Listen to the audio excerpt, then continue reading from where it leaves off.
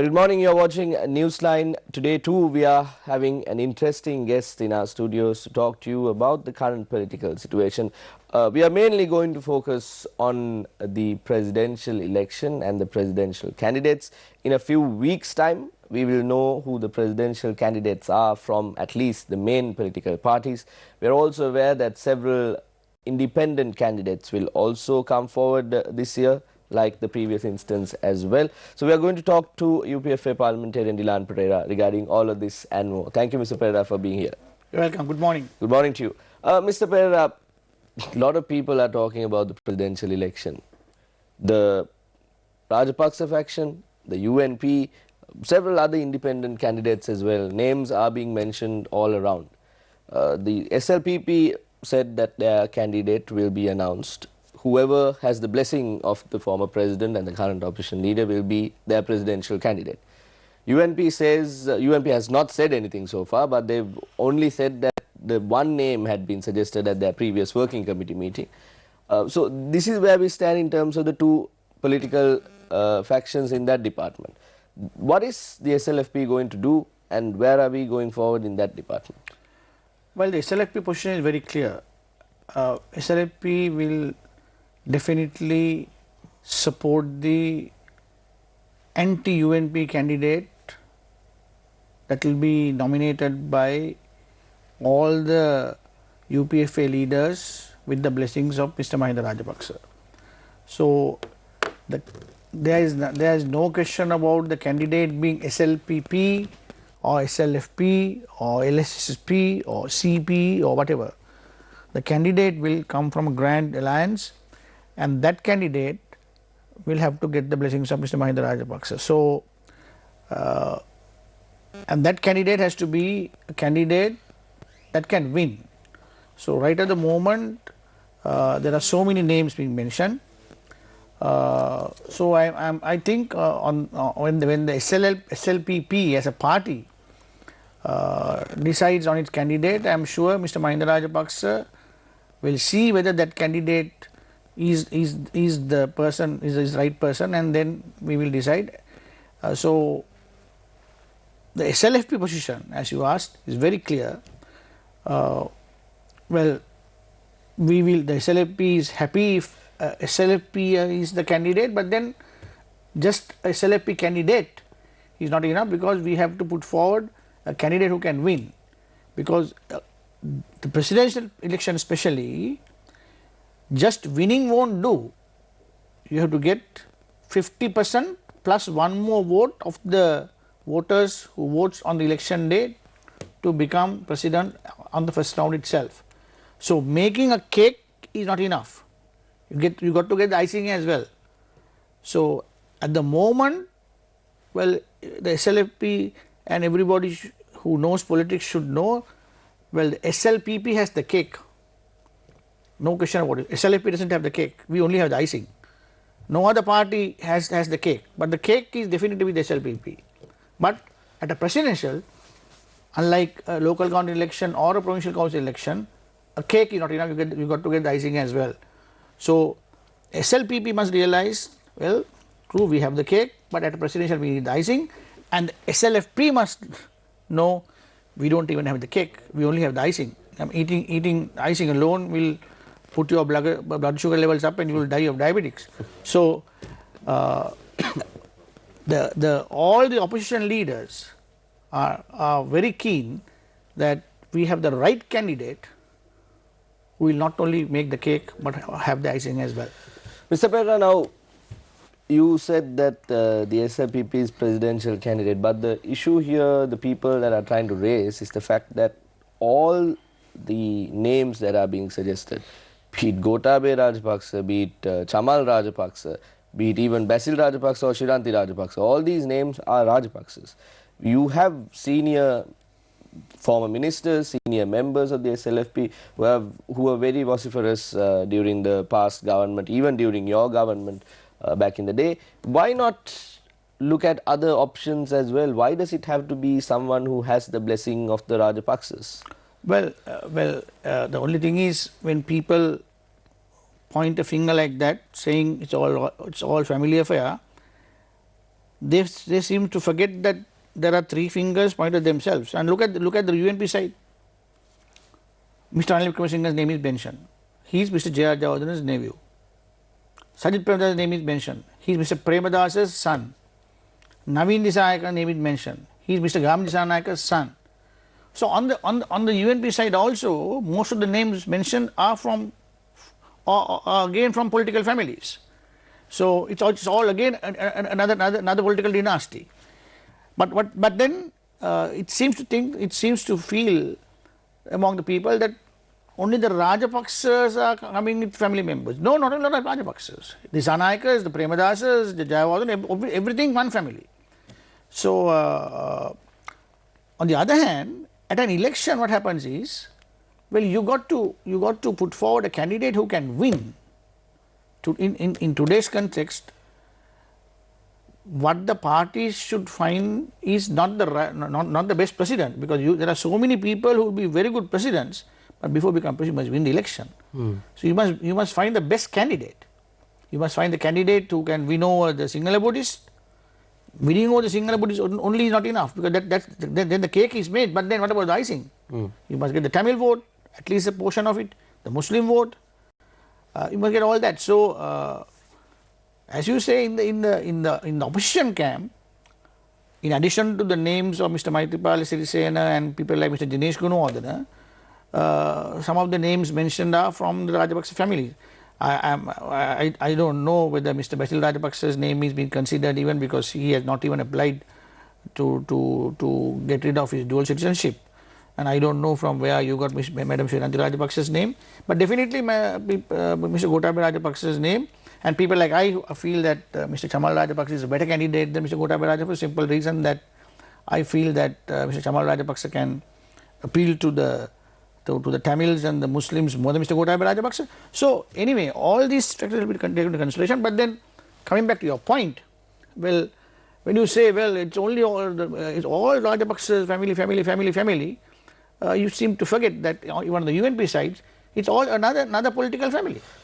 What Mr. Dilan Pereira says is that when you point a finger, the other fingers are pointed back at you. We will come back to you after a short commercial break. Stay with us.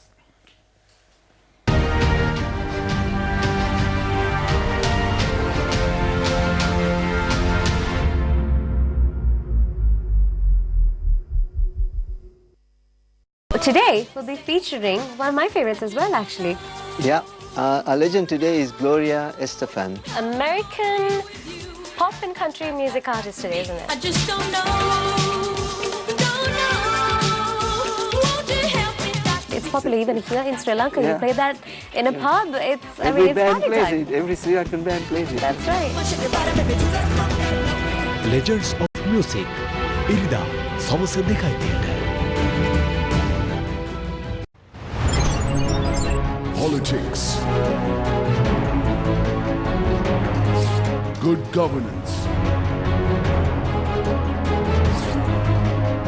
corruption,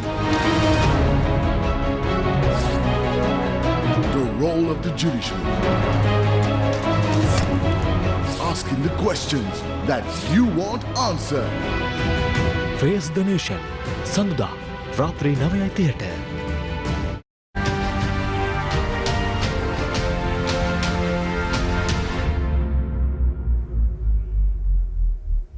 Welcome back to the show. We are in discussion with Mr. Dilan Pereira regarding the presidential elections, and especially the candidates who will be named from the three major political camps in our country. Now, before we went into the break, we discussed why it is Rajapaksa names that are being nominated. Mr. Dilan Pereira said no, it's the same, almost the same case in the United National Party as well.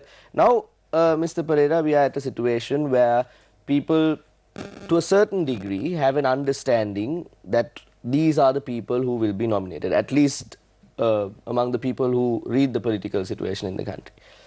When we take a look at Gotabaya Rajapaksa's example, he has been a state's employee, a defense secretary of our nation, and not involved in mainstream politics at all from the beginning. But the names that are nominated from the other camps are people who are having a lot of political experience in the country. Take it to be the current speaker, or Sajith Premadasa, or Naveen Dissanayake, or even in fact Ranil Wickremesinghe, the Prime Minister. Now, when you come to this situation, you itself mentioned that the person who should be nominated is a person who should be able to win. Is appointing a person who can win going to be detrimental to the country in the coming few years? Because now if you, I mean, you have a very good point that you are trying to raise. Now, except for Mr. Gotabaya Rajapaksa, as you said, all the other names that are being mentioned as front runners in their own party caucuses are all people who have got political experience. On the other hand, isn't there a cry in the country that these politicians are messed it up? These politicians are useless, they're rubbish. And it seems that there's a new trend among especially the youth and the new votes saying we want somebody outside that political rubbish. And it seems that Mr. Gotabaya Rajapaksa has managed to attract some of those people onto his camp, irrespective of party politics. So, yes, if somebody wants, somebody is wanting to vote for a person with political experience, then people like Mr. Chamal Rajapaksa on the opposition camp, people like Mr. Maithripala Sirisena in the opposition camp will definitely have more advantageous points than Mr. Gotabaya Rajapaksa. But in this presidential election, especially, there seems to be a cry like in some other countries, like United States, they wanted somebody outside the mainstream politics, and here walks in Donald Trump. In so many countries, it seems that this new trend of having somebody outside the mainstream seems to be the call of the day. So but for people who want somebody outside the mainstream, it seems Gotabaya fits in well. And coming back to another point, well, even in the UNP, even though Mr. Sajith Premadasa's name has been proposed by majority of the UNP MPs, knowing Mr. Ranil Wickremesinghe's history of manipulating the party, I have a strong feeling that Mr. Ranil Wickremesinghe is forming this UNP-led new front on the 5th with an ulterior motive of stopping Sajith Premadasa becoming the candidate again. Why? Mr. Premadasa has announced that if he is the candidate, he will definitely contest on the UNP from the elephant symbol. If that happens so, then that's the end of Mr. Ranil Wickremesinghe's leadership of the UNP. Mr. Karu Jayasuriya has said, if he is coming forward, he will not come as the UNP candidate, but he will come as a common front candidate with a common symbol. Which means that is very ideal for Mr. Ranil Wickremesinghe, because then he still maintains his leadership in the party, and then even if Mr. Karu Jayasuriya wins, he becomes Prime Minister. Even if he loses, he is opposition leader again. So I have a strong feeling that Mr. Wickremesinghe is again playing his old game of trying to keep the party to himself, and this so-called August 5th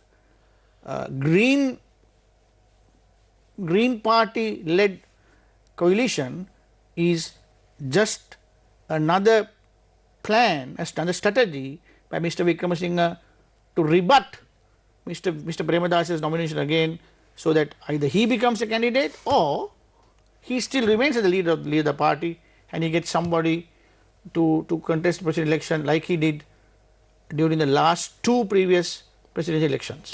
Mr. Pera, you bring us to an interesting point. Now, this factor of Karu Jayasuriya, the current Speaker of Parliament, coming into play has been spoken of. We've even received unofficial information to say that a photo shoot had also been carried out for the Speaker of Parliament. Now, earlier on you mentioned, where did I get the name of Shiranti Rajapaksa as well?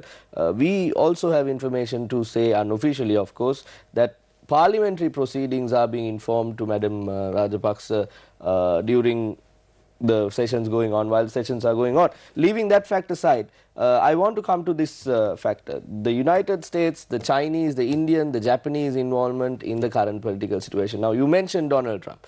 We know what happened during the presidential election and the Russian involvement and the investigations that followed. A big media coverage was provided for that. Sri Lanka is now the center of attention when it comes to these global superpowers. USA is looking at Sri Lanka.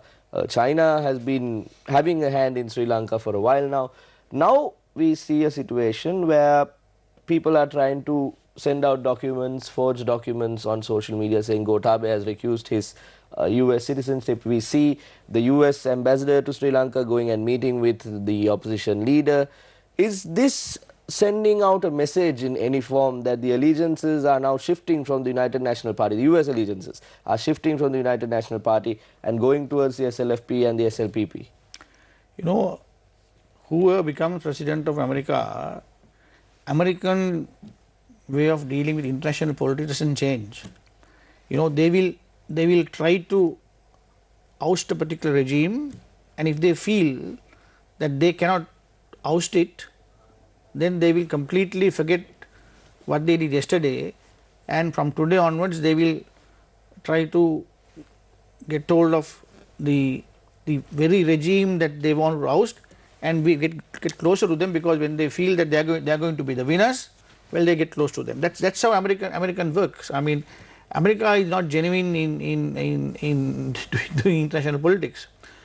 On the other hand, in my case, I feel more than Americans, the Chinese and everybody else, it's very vital that we look at India when we do politics here. I mean, whether we like it or not, Sri Lanka is geographically situated at the southernmost tip of India. Whether we like it or not, it's a giant country, we are a small country.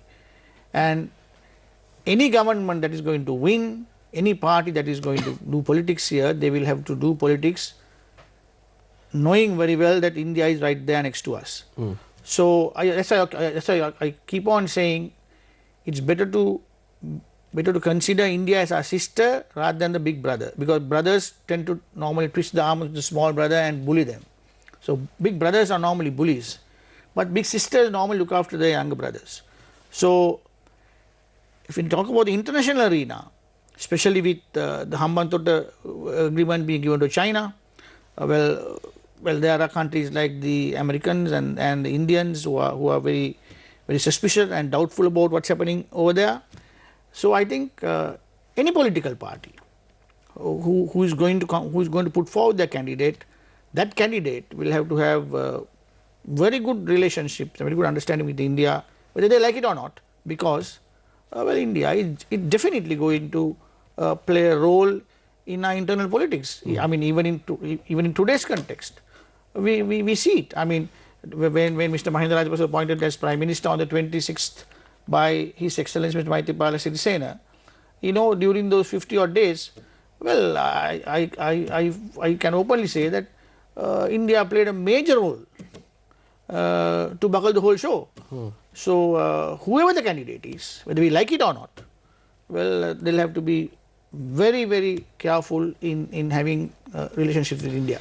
Mr. Pereira, now the main two agreements, the US military agreements that everyone is speaking of, AXA and so far, the President said we are going to shelve this for 6 months until this whole thing is over. The Prime Minister has given an assurance that until the 31st of December this will not be done. However, can you, as a member of the SLFP and a person who is in the political core, come forward and say whoever will be nominated from the SLPP or the SLFP-SLPP coalition will be a person who will say no to the AXA and the SOFA agreements? I'm asking that question because the main person that is about to be, at least people believe that this person will be nominated, is still a US citizen. Yes, I mean, as far as I know, the second quarterly report of people whose citizenship has been now recused will be published in about two weeks' time. Well, we are being made to understand that Mr. Gotabaya Rajapaksa's name is there. So we have to wait and see.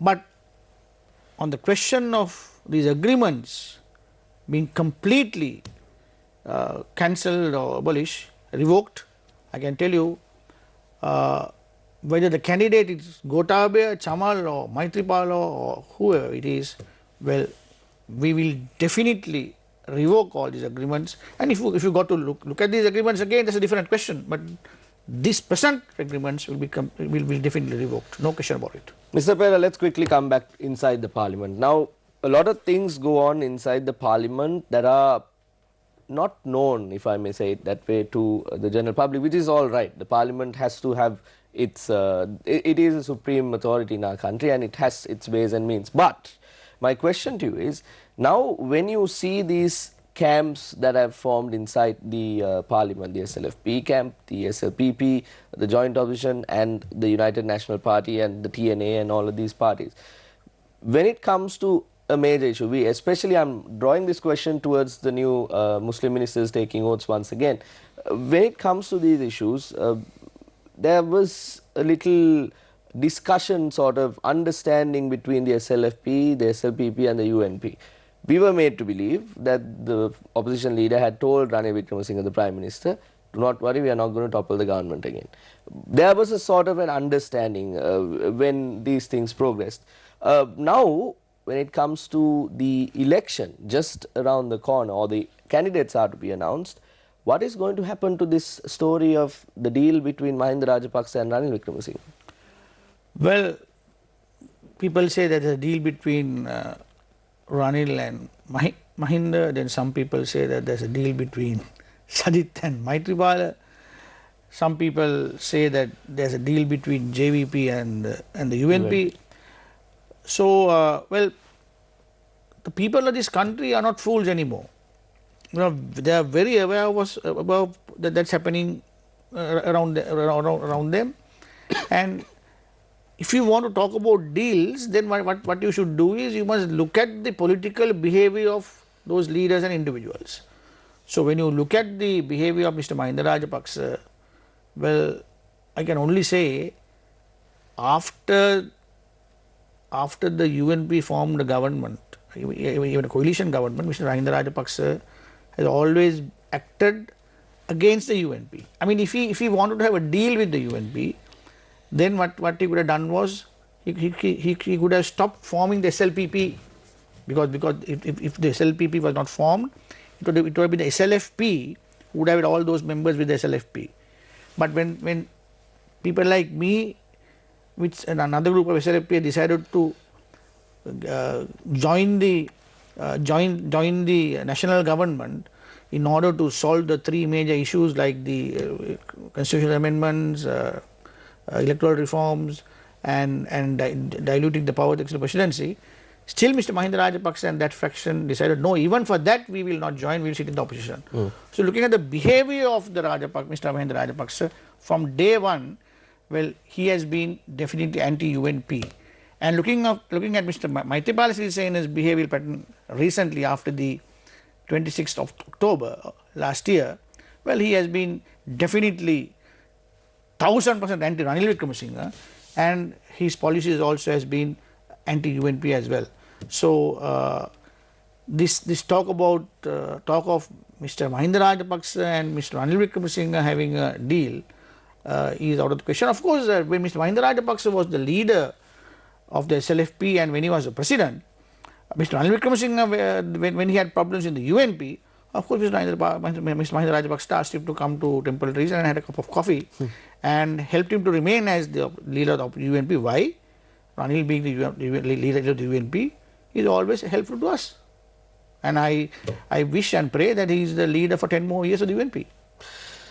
You are not the only person who wishes that the Prime Minister is the leader of the UNP or the Prime Minister of the country. The United States had also sent, the MCC, the Millennium Challenge Corporation, had also sent a letter a while back saying they wish that the Prime Minister continues to hold the leadership when it comes to these projects. Now, only the UNP, because if he is the UNP leader, well, we are very sure of winning all the elections. Mr. Pereira, with time very quickly running out, I want to ask you this question as well. We speak of Gotabaya Rajapaksa, we speak of Mahinda Rajapaksa, but people like Mr. Kumara Welgama are also a topic that should be discussed. He has made very significant statements that are not so much in line with the party statements. He has received a lot of media attention. Why not look at someone like that also? Mr. Velgama is a good friend of mine, and of course he was imported to Badul from Kalutara by the SLPP to my district because they felt that they didn't have a proper leader to lead the SLPP there because we are in the SLFP. So Mr. Velgama's problem is not exactly with the SLFP or the SLPP. He has a personal problem where he feels that Mr. Gotabaya Rajapaksa should not be the candidate. So his problem is not a political problem. His problem is with an individual. He feels that Gotabaya Rajapaksa should not be the candidate, and if he has gone on record saying if Gotabaya is not the candidate and if Mahinda can be the candidate, and if he will never leave Mahinda, he is for Mahinda and he is with the SLFP. He has worked so much for the SLPP. So his problem is not political. You know, it's a personal thing. And well, I mean, if he comes up with the argument to say, well, he's against family politics, that's a different thing. But here it's personally targeted. I don't know why it's personally targeted. Only he knows about it. And on the other hand, yes, we should talk about Mr. Velgama as well. But then, whether it's Kumar Velgama, Dilan Pereira, or any politician, we must know as politicians where we stand. I must have estimated about myself. For instance, if tomorrow the SLP decides that I am the SLP candidate, well, I lose. I should be the candidate of the entire alliance because as I said, if you take the last local government elections, 50 lakhs is with SLPP, we have only 15 lakhs SLFP.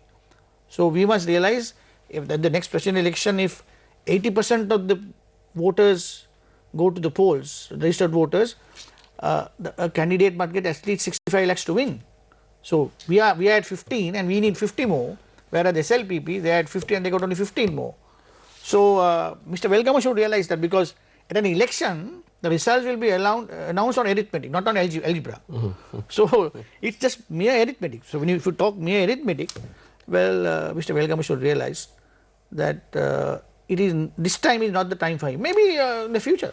Mr. Pereira, thank you very much for coming to Newsline this morning. Thank you for inviting me. Talking to us. It's always interesting to talk to you and the views that you share with our viewers. Now, Mr. Pereira, there is a statement that I heard 3 days ago on one of our shows.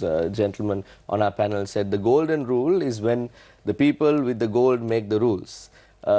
Here we can put the gold as the people with the votes. The people with the votes will make the rules when it comes to an election. Exactly. So we are yet to find out who these candidates will be, and hopefully by the 5th of August we'll know who the UNP candidate is, and by the 11th of August we'll know who the SLFP, SLPP candidate is, or whether there are other options as well. So we will find out, and the people will have to provide an answer to all of these problems when the presidential election is held. That's all we have for you from the Newsline desk this morning. It was indeed interesting to talk to Mr. Dilan Pereira this morning. We will have an interesting guest tomorrow as well joining us on Newsline Prime. Thank you very much for watching. Have a good day.